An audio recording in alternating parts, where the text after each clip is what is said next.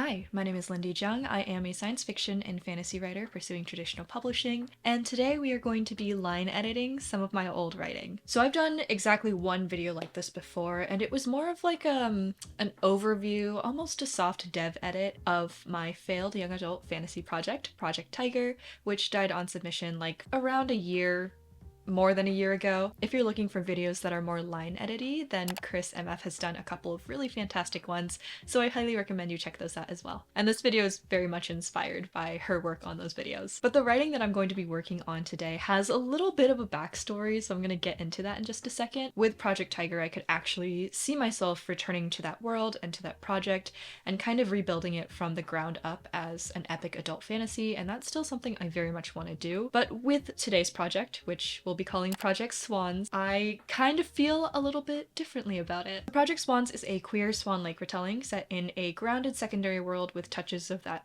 fairy tale, medieval Europe coded world building. The two main characters are Magdalena, a humble herb witch whose brother is sort of the sorcerer supreme, I guess you could say, of their empire, and Cosima, a princess from a warlike matriarchal nation who is coming to the castle to vie for the prince's hand, but she has her own thing going on. I'm gonna be completely honest, I'm probably never ever going to work on this project again or really do any kind of retelling again. They're just not really my thing. Yeah. And this kind of showed me why. But when I first started working on this book in 2021, I want to say, maybe 2020, it was supposed to be my next main project. I had just turned in Project Tiger to go on submission. I was pitching my agent a bunch of nude pitches and was like, which one do you think would work best for the current market? My agent at the time chose this one, which was really just a one-line pitch, queer swan-like retelling. But what I hadn't really included in the pitch was that my central theme, or the central idea I wanted to explore with this book, was this idea of mirror images and falling in love with someone who is so similar to like your darkest, worst self, or brings out those parts of you. And that came from, you know, in the ballet, we see the black swan and the white swan, and the black swan impersonates the white swan. So I wanted to turn those into two very distinct, individually fleshed out characters, have them meet, have them clash, have them get to know each other and see each other in a way that no one has really seen them before, and then have them fall in love. Other themes included this kind of like masking using femininity. Did I say that right? I never got very far in this project. I was kind of writing it in tandem with another project, which I'll call Project Red, which actually was what I was going to line edit for today's video, and then I realized that I didn't want to, so I'm doing this one instead. But Project Red was a very solidly adult historical fantasy, very gruesome, very gory, and Project Swans was kind of conceived as an upper YA/crossover book, so it was a lot lighter, softer, and I think it'll be a fun one to line edit because this was a pivotal moment in my writing journey in that I was trying to decide what direction I wanted to take my voice in. So did I want to be very decadent and descriptive and focus on these kind of still serious but a little bit softer themes, or did I want to go more in the direction of Project Red, which was much more intense and also an adult book, so very different in that sense. And ultimately, as you guys probably know, I ended up going completely down the adult speculative fiction writer route, so that's another reason why I wouldn't really touch this project. Overall, Project Swan is very decadent. I guess you could also say it's a little bit coquette. I was focusing a lot, I think, on descriptive detail writing. It was meant to have this flowery, fairy tale-esque, indulgent tone, kind of like someone is telling you a story, which is literally what's happening, but there was supposed to be an undercurrent of darkness there as well. So those are the tenets I'm going to be keeping in mind as I go through with this edit, and since that is such a departure from my current voice and style, I think it'll be an interesting challenge to try to line edit something to bring it into a different direction than I normally would. I also did try to dress a bit on theme today. This is kind of the vibe we're going for. I mean, I love this top, but honestly this outfit would not be complete without my jewelry, which is courtesy of today's sponsor, Ana Luisa. Ana Luisa is a sustainable jewelry brand from New York focused on sustainable luxury. They were generous enough to send me a couple of their pieces, so I have this one that I'm not wearing. All of it is gold. I'm a gold girly. I could not wear silver. And I have two necklaces here as well as some earrings. I'm absolutely obsessed with all of the designs that I received. I think this one is probably my favorite. It's a little moon pendant. It's called the May necklace, and then I have these puffy heart, like huggy earrings that I love. They're so comfortable, so cute. I have a lot of like metal allergies that I randomly developed as an adult, and these do not irritate them at all, which is amazing because I constantly get gold-plated jewelry that still makes my ears itch and break out and get gross and gunky. But these earrings are not doing that, which just goes to show that they're made of high quality metal. Anyway, I'm absolutely obsessed with my pieces, and I highly recommend them to anyone who's looking for a sustainable jewelry option as well. So if you're looking to start or add to your jewelry collection, or if you have someone in your life who could benefit from maybe a little sparkly something for the holidays, then I highly recommend checking out Ana Luisa's Black Friday sale. Jewelry is always the perfect thoughtful gift for anyone who likes it, and they have so many design options, so many things to choose from, gold and silver and some other stuff. And right now is the perfect time to pick something up because Ana Luisa's Black Friday sale is happening right now. During the sale, you can get up to 35% off on stunning jewelry pieces or bundles to start or build upon your existing collection, and you can also rest easy knowing that Ana Luisa's jewelry is high quality, hypoallergenic, and won't tarnish. In fact, they're so confident in their quality that all items from Ana Luisa come with a 2-year warranty. The Black Friday sale is only going on for a few days, so definitely don't miss out on this one. Use the link in the description box or the pinned comment to go ahead and snag some jewelry at an amazing price during Ana Luisa's sale. So, for this edit, I'm going to do what I did last time, but a little bit different. I am going to share my screen with you guys, and I've pulled out these 2 excerpts from the beginning of the book to line edit. I will talk through my process as much as I can, but feel free to drop any questions if something's not clear to you. Sometimes there isn't really a reason to line edit something in a specific way. It's just based on vibes, but I'll try to clarify anything that doesn't come across. Without further ado, let's go ahead and get started. I'm not sure why I suddenly got nervous. I've turned on suggestions and I'm just gonna go through. I haven't really looked at these. I just kind of briefly skimmed the beginning and the end to pick the parameters of what excerpts I was gonna do. I'm literally nervous. Okay, this is old writing. This is the first chapter. There's a 1.5-page prologue at the beginning of this book. I'm having like a vague recollection of sharing it with Chris, and then we did like an edit of each other's work, but this doesn't include the prologue. It's really just the first chapter, so the first couple pages. So in Tchaikovsky's Swan Lake, we see Siegfried the prince kind of, it isn't quite a cavalcade, like they aren't necessarily all coming to vie for his hand in marriage, but like a bunch of different people come to his royal ball where he tries to pick a bride. So I had that become more of an event in this, and it's almost a little bit like a competition, so I guess a bit bachelory, but honestly I never got around to writing those parts. I only really wrote in the first act. The longest this book ever got was 40 pages. So Times New Roman, 12-point font, double-spaced, 40 pages. I was not very committed. On the morning of the cavalcade, a falcon and a dove carried 2 official royal summons.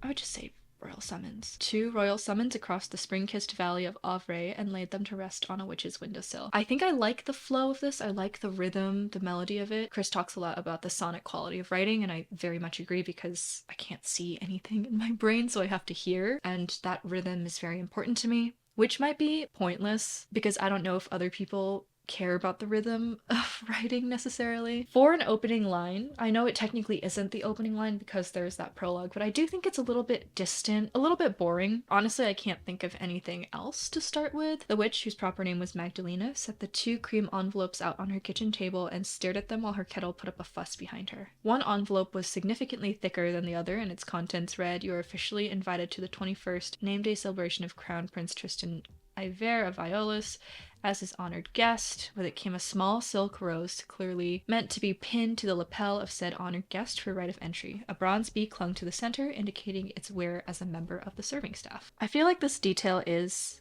entirely unnecessary. It's meant to be a little bit of a red herring. It's implied in the next line she gets angry at this, and it's implied that she's angry at the slight of being invited as a member of the serving staff, but that's not really the case. She's actually kind of just had a fixation on the crown prince. They're supposed to be childhood friends, and she is kind of jealous and upset that she isn't an option to, you know, be married to him or whatever. I don't think it's necessary. I think it's more confusing than not. Like, I think her attending this birthday celebration as serving staff versus as a guest, like, it's not going to actually affect anything that much. Okay, biting back the urge to hurl the whole damn thing into the smoldering remains of her kitchen fire. That's a little bit of a mouthful. I also hate biting back. That's probably one of my least favorite familiar phrases, and I use it all the time. That's why I don't like it. It is upsetting to see. Instead of having this reaction be like internal, she's alone, she's at home, I would have it be an external thing. I would have her just throw it into the fire. It's a little bit of like Magdalena is supposed to be masking her true feelings here, like she's supposed to be very well trained in containing herself and keeping all of her negative emotions inside, internal. But she doesn't need to here because she's alone. She pinched the invitation between her fingers as one might a used. What was like a medieval thing? That's gross. Also, why would it be smoldering remains if her kettle is actively boiling? Logic. This is why we line edit. When she took up her narrow fish knife and tore into the second envelope, it was with slightly more aggression than necessary. I'm gonna say this message instead of this next message. I don't know why. This message was far simpler. Main kitchens, 10th hour, E. This is something that I've noticed with my older writing, and also still to this day, is that this is like a moment where there should be some introspection. Like, she should have a thought about this, even if it's a small one, because she has to make this decision to actually listen to this second message. And we have to have context as to why this message, which is like 4 words and a single letter, why this is one that she has to actually listen to when the official summons is one she threw into the fire. Historically, I've kind of struggled with knowing when and where to place introspection and whether to do it at all. E is her brother, which is actually kind of ironic because I did not realize this, but E is also my brother's first initial. Some introspection here could be like, she's reluctant, but she feels like she has no choice. His summons had become more and more frequent as of late. I think I'll have a physical reaction here too. She sighed. No. For a moment, Magdalena considered feeding this message to the flames as well. His summons had become more and more frequent as of late, as persistent and irksome as the mayflies at her window. I think persistent and irksome are different enough. There's not been a ton of metaphorical language yet, so I wanted to include a little metaphor. And for metaphorical language in general, I usually try to tailor my metaphors to the vibes of the story. So for example, we're in the POV. It's a little bit distant, but it's still third-person POV of Magdalena, who is like this herb witch. We haven't seen it yet, but she kind of lives at the edge of town. She has an herb garden. She keeps to herself. She's very like in tune with nature. Her metaphors are going to be more like insects, plants, and that's a really good way also to start to learn to avoid familiar phrasing or familiar or overdone metaphors and start to come up with language that's a little bit more original. I feel like this is a little bit familiar, like this idea of someone being as annoying as a bug, but making it specific and making it specific to this context and to this character gives it a little bit more richness. And it's also doing double duty because you get to see a little bit more of who Magdalena is in this first page with this kind of metaphorical language. Anyway, so to finish off this paragraph of this introspection, I've started with her temptation to just like throw this message into the flames, but something stops her. So what is stopping her? Okay, so I've come up with a little bit more introspection that gives a little bit more context to how she's feeling in this moment, and also, again, kind of giving you an understanding of her personality. She did not know how many more times she could say she had nothing to offer him, but she quite liked her cottage at the edge of the woods and the handful of clients that came and went for small, solvable problems, winter coughs and aching joints and the like. This isn't the most, like, articulate sentence. I would definitely trim down some of the pronouns here. How many more times could she say she had nothing to offer him? She had forsaken the down pillows and embroidered quilts of castle. I'm gonna say like something different. I think this train of thought is kind of going nowhere, and that's because she hasn't developed enough to figure out why she feels this way and what she should do about it yet. That's a big part of her journey, is kind of gaining this independence from her brother, who is more domineering and has like a high position in society, and they both came from nothing. And he really wants her to come into that world, and she's like, no, absolutely not. And so she went. I love a fragment. It's not good, but I do like a fragment, especially for introspection, because I feel like people's thoughts and feelings are often choppy. I guess I could say that, like, this is good enough for now. I just wanted to show you guys, like, this is an example of me adding something for a purpose, giving us more insight into the character. This is kind of how I would approach introspection in this moment. It's introspection, it's also a little bit of info dumping, but it is relevant, so sometimes you can't really escape the info dump. I don't know why, but I'm gonna add a semicolon there. Her basket of herbs was already packed for the day. She only had to grab her cloak and silence the kettle, and then she was off. The 2 messages. Oh, she threw one in the fire. Message tucked safely between bundles of dried lavender and tender chamomile buds. Chamomile buds. The road to the castle was not long, but preparations for the prince's name day celebration and the promise of the cavalcade had wrought havoc upon their tidy Greenvale. Just some little edits here. I like the overall flow of the sentence.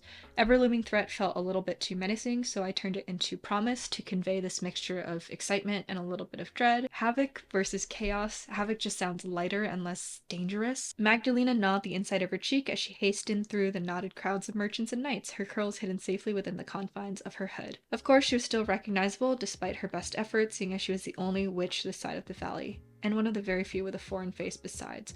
Oh, they're diaspora. Okay, that makes sense. I don't like any of this. I don't like not the inside of her cheek because that's familiar, but I do agree with my former self in that I think I want her to start putting those negative emotions inward, as I talked about before.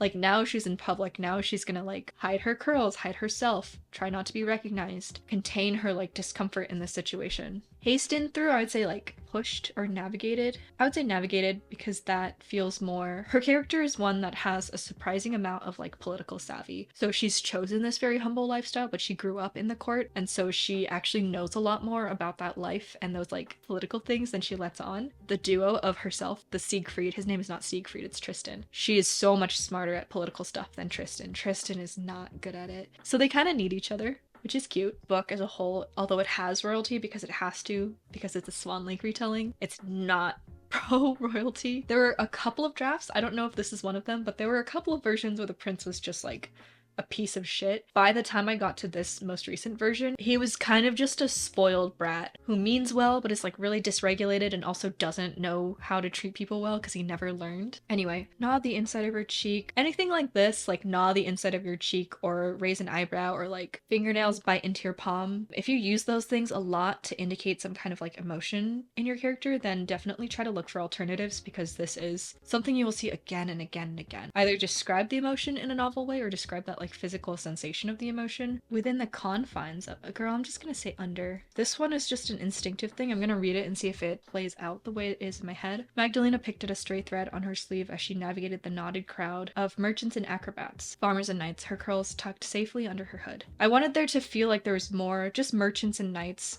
felt like not enough. Of course, she was still recognizable despite her best efforts, seeing as she was the only witch this side of the valley and one of the very few with a foreign face besides. Don't like this. Cut. Sure enough, Mags. I see how that leaned in. Honestly, I think it would be better if she was just like, I really don't want to be recognized, and then immediately gets recognized. Yeah, I'm just gonna cut that whole thing. I feel like it's an unnecessary lead into a fairly innocuous interaction that happens between her and Gilbert, who is 11, and she is like fine with him talking to her and recognizing her. The only thing is that it doesn't really explain why she wants to keep her hair hidden. I'll leave it for now. Okay, so Mags, a freckled, stout boy of 11, waved to catch her attention. Gilbert, the shepherd's son. She liked him well enough to pause as he ran up to her, already out of breath and smelling faintly of goats and the wild sweetgrass, which grew like a maiden's auburn hair on the southern end of town. Is smelling faintly of goats mean, like, that's realistic, right? Like, if you work with livestock, you're probably going to smell a little bit like livestock. I don't know why I said auburn, so I'm gonna say a maiden's hair. They don't call it town, they call it the vale, so I'm gonna do that for consistency. There's just like a big imbalance in this sentence where this description is so long. She liked him well enough to pause as he ran up to her, already out of breath and smelling faintly of goats and the wild sweetgrass which grew on the southern end of the vale. Yeah, we don't need the maiden's hair. And then Gilbert asks, did you hear? And Magdalena says, tell me. Her fingers trace the rough edge of her basket, nudge the corner of an envelope. I think something that you'll see with me is that line editing oftentimes is making things more concise. I tend to be more verbose, and this is a draft that has gone through a couple of iterations, so this probably has been line edited at least a couple times in some capacity within the past couple years. But my first draft and maybe my first revision are going to be like adding words, adding more voice and tone and, you know, lots of metaphorical language. Then my like cleanup edit is really cleaning up. But yeah, that was excerpt 1. So let's actually go right into excerpt 2. So this excerpt is going to be from Cosima's point of view. This was a dual POV novel with Magdalena as one and Cosima as the other, so she's arrived with the cavalcade. And I remember thinking that Cosima's chapters were always a lot harder to write than Magdalena's, and it opens with dialogue. When we arrive, I will step out first and conduct a thorough survey before you disembark. At my word, 2 Aeolian knights will accompany us to the castle doors, where retinue will escort you to the throne room for your official introduction, not introductions, to the king. You'll be preceded by Lady Magnolia of Yunnan and followed by Lady Idrina of Aventine. It's a lot A lot of proper nouns. The last princess of Senna, Her Exalted Highness Cosima Assar, bit her lip and tried not to laugh in her bodyguard's face. I would not say bodyguard, that feels a bit modern. She had never exactly been the best at deciphering emotions, full stop, but she was fairly certain it would hurt his feelings, which she wouldn't care about if it weren't for the fact that he would slink off and whine to Ameline, who was sure to give her a loud and annoying telling off for her alleged transgressions.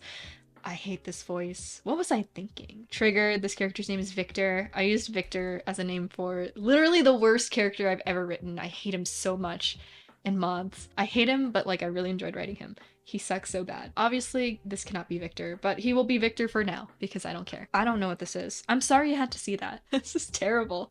She had never exactly been the best at deciphering emotions. Girl, this is a little bit too it's too light. My vision for Cosima is that she is a lot less uptight than Magdalena, and that because she's had the privilege of growing up a princess, being like favored, and that she's really liked by her people, and she kind of does things that are outside of the book and she gets praise for that. So she's been rewarded her whole life for behaving badly. And again, bit her lip. Yeah, so I would cut everything after that. I think this part, he would slink off and whine to Ameline. That's a little bit important because there is a special dynamic she has with her main guard Victor and Ameline, who's like, I think her main handmaiden, oh my god, lady in waiting or whatever. So in this moment, Victor is kind of having a little freak out. He's really stressed out. They're in the cavalcade. They're arriving at the castle of basically like an enemy kingdom. He's like super stressed out and she's like, this is actually kind of hilarious. Why am I here? I'm gonna give her a prop. The last princess of Senna, Her Exalted Highness Cosima Assar, lifted her fan to conceal her smile. Okay, I think this is a little bit better. It's more subtle. The problem with this previous paragraph is that it was way too overt in a way that did not make sense, even if she is a more upfront and kind of sassy, antagonistic person. As the carriage drew closer to the golden gates of the seat of Iolus, Cosima's nose wrinkled. Gold, such a weak metal to defend the heart of a kingdom. With even the sandstone tires of Marloth were better suited for matters of war, it was embarrassing, really, that this was the state which had brought half the continent to its knees in under a century. How could this be the same state that had brought half the continent to its knees 2 generations ago? So this is just a little bit more immediate. I kind of don't see the connection between gold and it being like a weak metal to build your gates out of, but at this time I can't really think of a better way to bring this in. So this is something that I might make a comment on and be like, circle back to this. They joined the cavalcade at the eastern Iolian border 2 days ago, seamlessly sliding onto the pearl string of gilded carriages and perfumed ladies pouring into the vale to vie for the crown prince's hand. I'm gonna say Prince Tristan's hand. None had suspected, of course, because why would they? It was technically true that Princess Cosima Assar was visiting the castle for the prince's 21st. I said birthday, but we've been using name days, so consistency, the eve on which he was set to choose a bride and future queen. The best lies contained a kernel of truth within, and nobody, I don't like this at all, would suspect the Senese procession's motivations differed from any of the other pretty perfumed noblewomen making up the cavalcade. So we used perfume twice. Actually, okay, there's a bunch of things wrong with this. They joined the cavalcade at the eastern. So this transition isn't a transition. There's no bridge between these two thoughts. I would almost have her peek out the window. Cosima leaned her forehead against the carriage window, watching a trio of Aventinian fire riders trot past on their sleek golden mares. So this is just like a, whatever world building detail, something for her to observe. I kind of like also that she's like enclosed in this little carriage. She can't participate in this or do anything really other than watch. Watching here would be filtering, so Cosima is watching. But in this particular case, she's feeling detached, she's feeling distant. Like, this isn't a case of filtering that I would necessarily cut, although I'm sure there is a better way to word this. So here's a little bit of a comparison. So describing a detail in the world and then comparing the situation that she's in, or in this case her carriage, to that other carriage. So we're using observation as an opportunity to multitask by describing the unfamiliar elements of her surroundings, but also to draw these comparisons and create an image in the reader's mind of what she's in.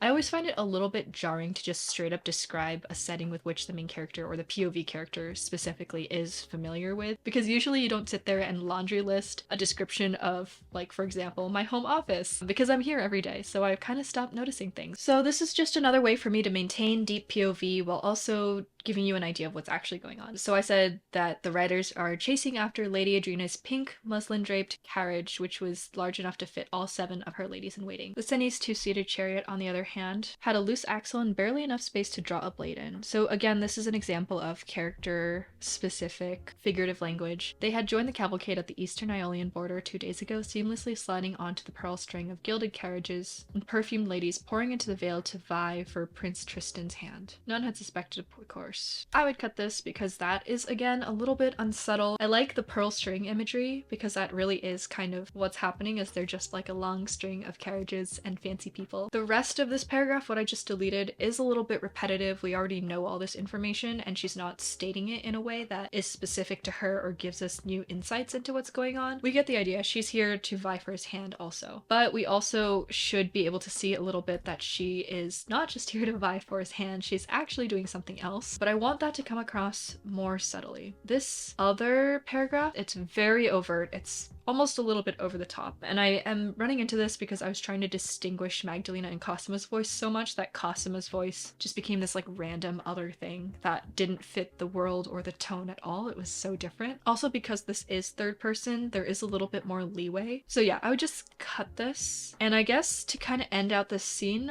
I would kind of bring this back into Cosima's body, if that makes sense. There's a fair bit of introspection, but she's kind of just observing. She's not really interacting with her environment. I changed Prince Tristan's hand to Prince Tristan's favor because this next sentence is Cosima slipped a hand to her hip, fingers wrapping around the pearl-handled hilt of her favorite dagger. So here we're kind of going back into introspection, but this is memory-based. So she's recalling a memory and it's one in which she was an active participant, so feels a little bit more like she's doing something, and it is kind of gonna give more of that characterization. It had been a parting gift from her mother, pressed into her palm moments before the Iolian, who cares, army breached their gates. So this is a little bit more subtle. We know that Iolus is like a conquering nation, and now we know for sure that they did something bad. I guess that would create some issues with how is she here vying for the prince's hand, but any number of reasons could explain that, so I'm just not gonna worry about that. Although this sentence still isn't really perfect, there's some like wording things that I don't love. I think that this